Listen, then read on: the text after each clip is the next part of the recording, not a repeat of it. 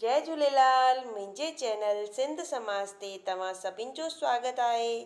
अॼु मां तव्हांखे पुरुषोत्तम महात्म कथा जी दर्शन पंजे जी कथा तव्हांखे ॿुधाईंदसि। इन खां पहिरीं मां तव्हांखे पहिरें, ॿिए, टिएं ऐं चौथे अध्याय जी कथा ॿुधाए चुकी आहियां। त कथा हिन प्रकार आहे। श्री सूत जी महाराज चवणु लॻो त हे मुनीश्वरो, गजेंद्र पंहिंजे मोक्ष जी का बि वाह न ॾिसी सुंड मथे करे भॻवान विष्णुअ खे पुकारियो त हे भॻवान, गजेंद्र मोक्ष स्तोत्र।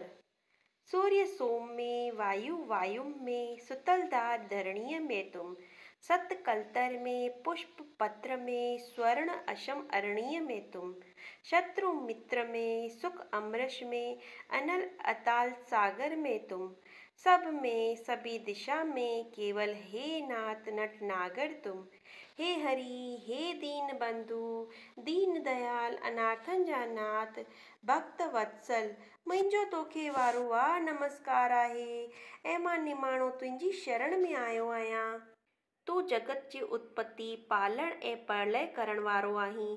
हे निर्गुण ऐं सरगुण रूप परमात्मा, मुंहिंजी रख्या करो। तूं बेअंत, अगोचर, अविनाशी, सनातन, ब्रह्म रूप पुरुषोत्तम परमात्मा आहीं। तुंहिंजी अजीब अजीब लीलाउनि जो बयानु करणु ॾाढो मुश्किल आहे। तूं सभिनि कर्मनि ऐं क्रियाउनि जो कारण, सूरज, चंद्रमा ऐं अग्नीअ खे प्रकाश कंदड़ आहीं।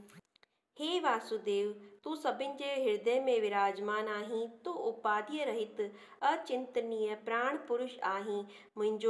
तुंहिंजो न जनम आहे न मरण।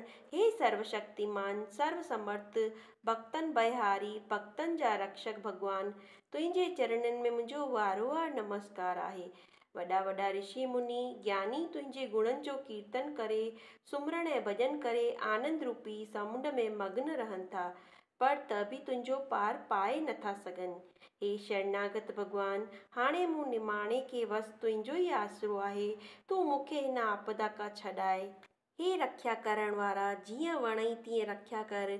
हाणे मां वठो आहियां तुंहिंजो नालो। पाठको, अव्हां बि गजेंद्र सां गॾु हेठियो भॻवान जो भजन चओ। जोर सां हिकु वारी चओ, श्री राम। बंधुगण मिलकर कहो प्रेम से, रघुपति राघव राजा राम। त इहो भॼन उन हाथीअ ॻायो। गजेंद्र सची सिक सां, दिलि सां निमाणी वेनती ऐं उस्तति ॿुधी करे पंहिंजे भॻत खे व्याकुल ॾिसी भॻवान जल्द ई वैकुंठ मां पहिरें प्यादो हली उते अची पहुतो। गजेंद्र जॾहिं पंहिंजे साम्हूं भॻवान खे ॾिठो तॾहिं ॾाढी सिक सां हू केवल गुल सुंड सां पटे भॻवान खे अर्पण करण लॻो।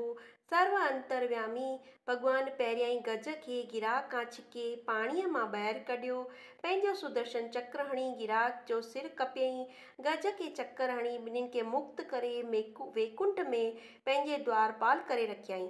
ॿई जय विजय नाले सां, द्वारपाल नाले सां प्रसिद्ध थिया। त हिते असांजी पुरुषोत्तम महात्म कथा जो दर्शन पंजो यानी अध्याय पंजो समाप्त थियो।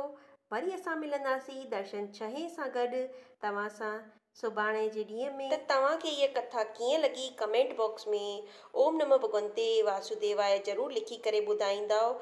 ऐं तव्हां अगरि मुंहिंजे चैनल ते पहिरियों दफ़ो आया त मुंहिंजे चैनल खे सब्सक्राइब कंदा ऐं पासे में ॾिनल बेल बटन ते ज़रूरु क्लिक कंदा, जंहिंसां तव्हांखे मुंहिंजे वीडियो जो नोटिफिकेशन सभिनी खां पहिरीं मिले। ऐं तव्हां ॿी का कथा बि या कुझु ॿुधणु चाहियो था सिंधीअ भाषा में त कमेंट बॉक्स में ज़रूरु चवंदा। धन्यवाद।